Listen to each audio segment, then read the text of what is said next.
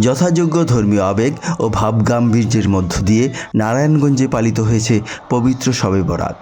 মঙ্গলবার রাতে ইবাদত বন্দেগীর মাধ্যমে এই রজনী অতিবাহিত করেন ধর্মপ্রাণ মুসলমান।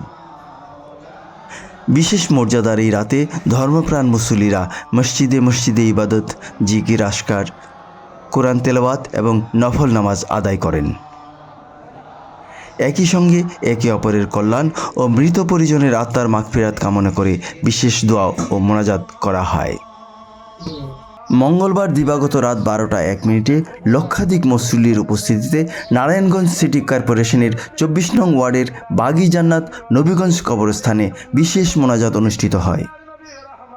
সাবেক সংসদ সদস্য অ্যাডভোকেট আবুল কালাম অনুষ্ঠানে প্রধান অতিথি ছিলেন।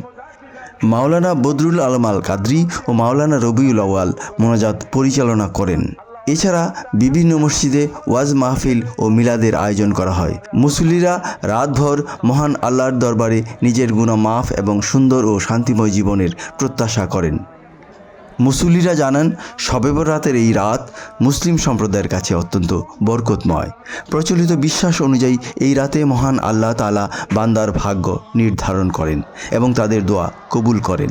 এ সময় মসজিদের ইমাম ও ধর্মীয় বক্তারা উপস্থিত মুসল্লিদের প্রতি ইসলামের মহান আদর্শ অনুসরণ এবং ভ্রাতৃত্ববোধ ও সহমর্মিতা বৃদ্ধির আহ্বান জানান।